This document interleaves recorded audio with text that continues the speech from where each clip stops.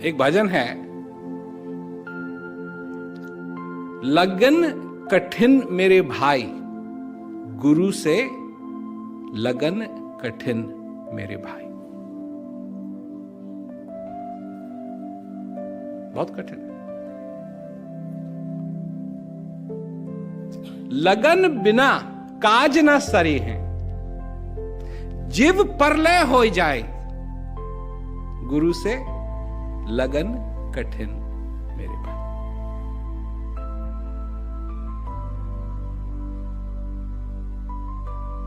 क्यों? क्योंकि जो मैं कह रहा हूं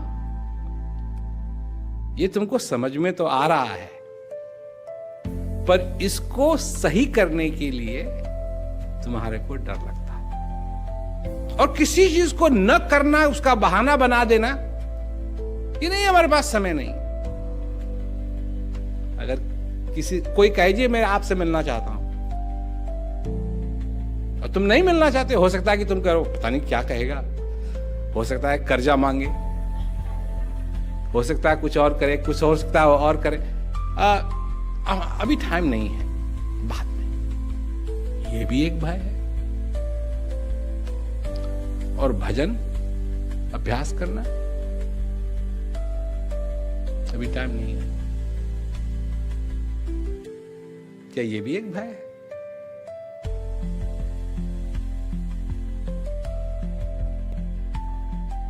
क्या ये भी एक भय है?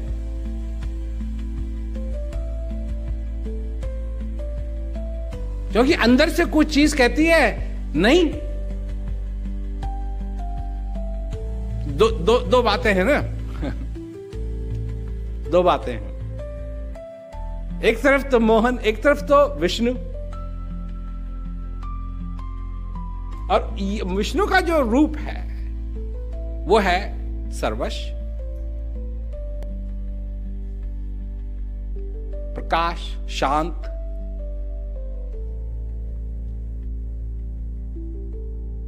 और दूसरी तरफ है प्रकृति, जिसमें मरना है। विष्णु का जो रूप है उसमें कोई मौत नहीं है, मोक्ष।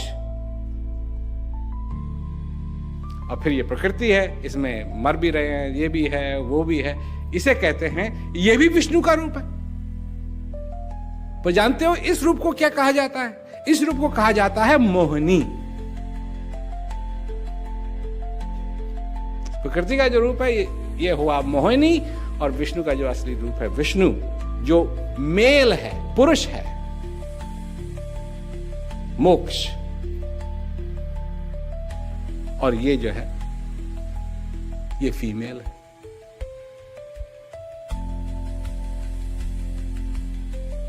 तो एक चीज दूसरे को कहे नहीं ऐसा मत कर, अपना सारा जीवन तू इन चीजों में लगा जो तुम्हारे दिमाग में सारी बातें डाली गई, जो तुम्हारी नहीं है, जो तुम्हारे दिमाग में डाली गई हैं। क्योंकि इसका सत्य से कुछ लेना देना नहीं है जो तुम्हारे दिमाग में डाला गया है। इसका मैं उदाहरण देता हूं। कितने लोग हैं यहां, जब तुम बच्चे थे, जब छोटे थे, तुम्हारी मां ने कहा यहां हाथ मत लगा, हाथ जल जाएगा।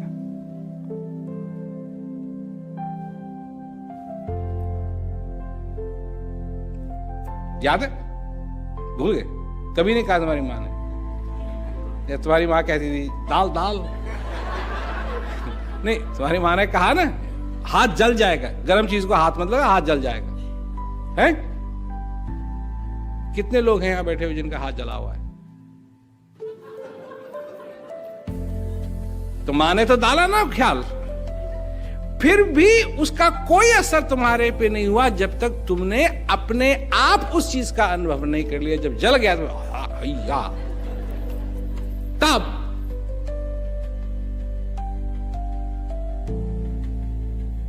तो अब जब बात आती है ज्ञान की, तुम सिर्फ उसको शब्दों में अपने दिमाग में नहीं डाल सकते, उसका अनुभव होना जरूरी है। नहीं तो वो चीज आधी रहे, अधूरी रहे।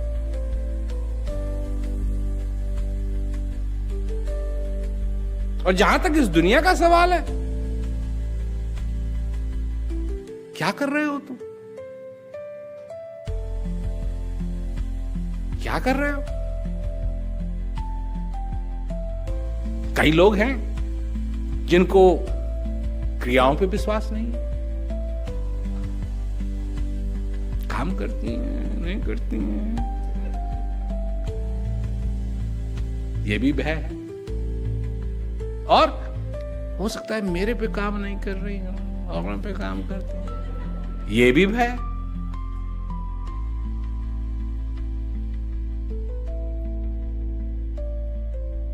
पर ये कोई नहीं पूछता है मैं कितना प्रेम करता हूं या करती हूं अभ्यास की तरफ, ज्ञान की तरफ। ये कभी नहीं पूछेंगे जो कितना प्रेम है कि ये मेरा जीवन सफल हो। क्योंकि अगर वो उस चीज को जानना ही नहीं है तो फिर ज्ञान क्या करेगा, क्रियाएं क्या करेंगी? भूलने की आदत तुम्हारी है। यही अर्जुन के साथ भी हुआ। सारी चीजें जो सारे कि पता है कितने लोग हिंदुस्तान में गीता पढ़ते होंगे, है ना? और वही चीज हुई। और जब लड़ाई पूरी हो गई, वापस क्या कहते हैं, अर्जुन महल में रहने लगा, तो एक दिन भगवान कृष्ण विजिटिंग के लिए आए। क्या भाई अर्जुन क्या हालचाल है? मौज है, इतने साल वनवास में रहे तो अब तो मौज ही मौज है। ये नहीं है कि कल कहीं जाना है, कल कहीं जाना है। अपना ही पलंग है, अपना ही बिस्तरा है, अपना ही सब कुछ है। कितना सुंदर है सब कुछ। क्या और ये एक बात है। क्या बात है अजी? वो जो आपने समझाया था सब कुछ लड़ाई के मैदान में, मैं भूल गया।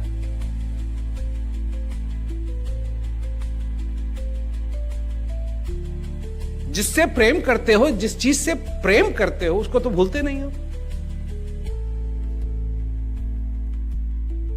जिससे प्रेम करते हो तो भुलाए भी नहीं भूलेगी। भुलाने की कोशिश भी नहीं करो। अगर किसी भी रूप में कुछ भी कर लो, उसको भुला नहीं पाओगे। पर जिससे प्रेम नहीं है, कैसे होगा?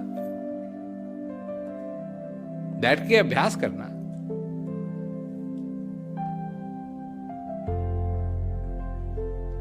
और इससे क्या होता है?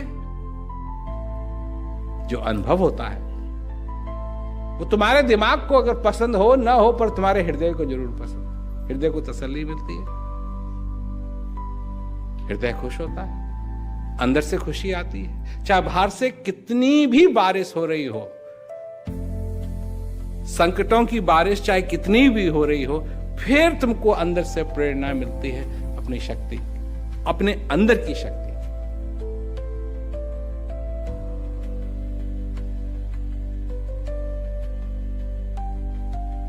तो ये बात है कि अगर ये समझ में आ गया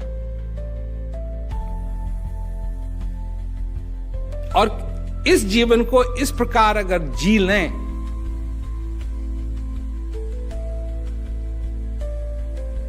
कि इसमें आनंद हो, और इसी चीज का, इसी का रास्ता बताने के लिए आदिकाल से गुरु महाराज रहे। उसी को गुरु कहते हैं, उसी को गुरु कहते हैं, उसी को गुरु कहते हैं। अब जो अब लोगों का है कि भगवान कृष्ण अवतार थे, भगवान राम अवतार थे,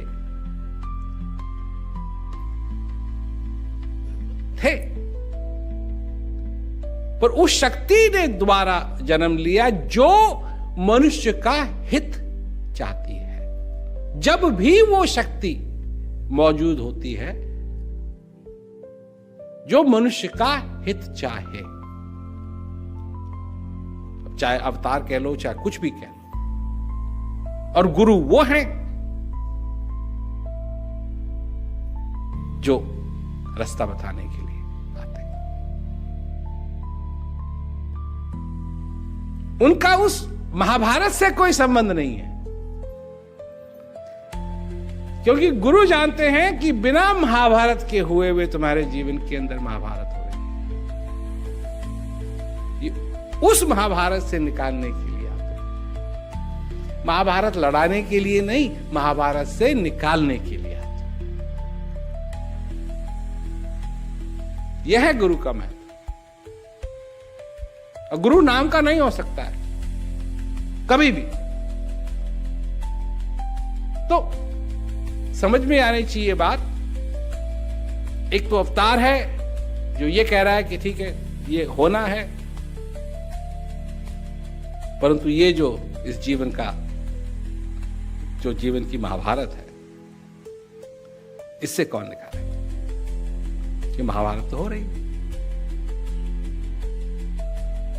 हर दिन होती है, सुबह से लेकर शाम तक।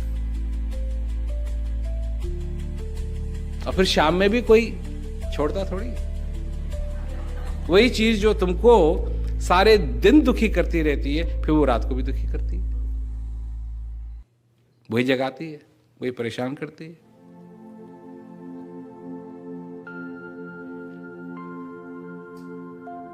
परंतु अगर प्रेम नहीं है उस ज्ञान से, अगर प्रेम नहीं है इस जिंदगी से, अगर प्रेम नहीं है जो तुमको मिला है इससे, तो कोई भी चीज, किसी भी चीज का तुक नहीं निकाला जा सकता, किसी भी चीज का मायने नहीं मिलेगा। परंतु जब प्रेम हो जाता है, जो अंदर से प्रेम होता है, जब वो हो जाता है, तब जाकर के सचमुच में मनुष्य अपने में असली शक्ति पाता है। तो मेरे को यही आशा है कि लोग इस बात को कभी ना भूलें कि गुरु क्या होता है और गुरु की जरूरत क्या है। क्योंकि गुरु कभी ये नहीं कहेगा तुम ये कर लो, वो कर लो, मैं तुम्हारे लिए ये कर दूंगा, मैं तुम्हारे लिए ये कर दूंगा। नहीं, करना तुमको। ज्ञान मैं दूंगा पर उसका अभ्यास तुमको करना है। ज्ञान मैं दूंगा, अभ्यास तुमको करना है।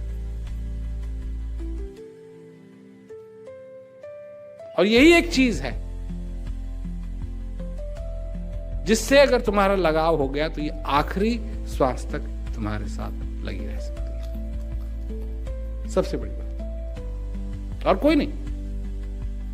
ऐसा भी समय आ जाता है कोई तुमसे बात कर रहा है, तुम उस बारे को समझ में नहीं आ रही, एकदम वही हाल हो जाता है जैसे जब तुम बच्चे थे। बोलने में भी मुश्किल हो रही है, सुनने में भी मुश्किल हो रही है, देखने में भी मुश्किल हो रही है, हाथ हिलाने में भी मुश्किल हो रही है। एक ही चीज रह जाती है जो तुम आराम से जैसे लेटे हुए हो, श्वास चल रहा है, बस चल रहा है, ये तुम कर सकते हो। तब अगर उसके साथ नहीं जोड़ा जो अंदर चल रहा है तो फिर क्या करोगे? दूसरी चीज, ये जो तुम्हारा दिमाग है, ये जो तुम्हारा है, ये परेशान करने में तुमको इतना माहिर है कि तब भी आके परेशान कर सकता है और करता है। बेचैनी हो जाती है, अब क्या हो रहा है, अब क्या हो रहा है, अब क्या हो रहा है। ऐसे नहीं, ये कोई जीने का तरीका नहीं, ये कोई जीने का तरीका नहीं। जीना तो इस तरीके से जी रहा है जैसे प्यार से, मोहब्बत के साथ, ज्ञान के साथ। तो अगर ऐसा है तो सबकी वाह, और नहीं है तो फिर कहीं ना कहीं तो गड़बड़ होगी। तो याद रहे कि गुरु का महत्व क्या है, क्या कर सकता है गुरु तुम्हारे लिए। पराठे नहीं बनाएगा वो नहीं है गुरु का मतलब। अजी मेरे बिजनेस में ये कर ना, ये नहीं करेगा गुरु। दूसरे बिजनेस में, कौन सा बिजनेस? राम बुलावा भेजिया दिया कबीरा रोय, जो सुख वैकुंठ साध संग में उसो वैकुंठ नाम है। उसमें उस सुख में। तो जो कुछ भी हो रहा है इसकी तो कल्पना भी नहीं की जा सकती थी, परंतु फिर भी मेरे को विश्वास है कि ये चीज क्या होगी, कहां जाएगी, कैसे जाएगी, ये मेरे गुरु महाराज जी ने अपने अंदर इस बात को जरूर देखा होगा। इसीलिए अपना आशीर्वाद और अपना विश्वास मेरे साथ बनाए रखते हैं। और मैं तो यही चाहूंगा कि वो नाता, वो तार, उस विश्वास का, उस आशीर्वाद का कभी ना, और प्रचार फैलता चले जाए।